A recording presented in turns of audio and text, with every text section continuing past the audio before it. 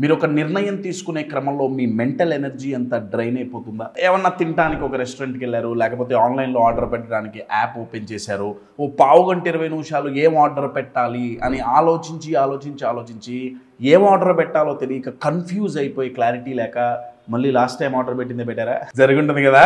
నిర్ణయం తీసుకునేటప్పుడు నిర్ణయం తీసుకోలేక తప్పుడు నిర్ణయాలు తీసుకోవటం, లేకపోతే ఆ నిర్ణయం తీసుకునే క్రమం అంతా చాలా హెవీ లోడ్ మైండ్ మీద మీకు పడుతుందా? ఇలా జరుగుతుంటే కనుక డైలీ బేసిస్లో మీకు మధ్యాహ్నం 3-4 అయ్యేటప్పటికి మొత్తం బ్రెయిన్ ఎనర్జీ అంతా ఇమోషనల్గా మెంటల్గా డ్రైన్ అయిపోతారు. ఫిజికల్గా కాదండి, మెంటల్గా. మీకు ఒక షాకింగ్ న్యూస్ చెప్పనా?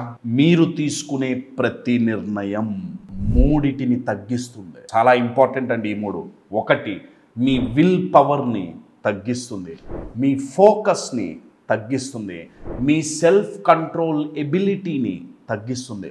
కశ్యప్ ఏం మాట్లాడుతున్నావు? ఒక డిసిజన్ తీసుకుంటే ఈ మూడు తగ్గుతాయా? ఓ నెగిటివ్ డిసిజన్సా? కాదు, ఏ డిసిజన్ అయినా సరే ఈ మూడు తగ్గుతాయి.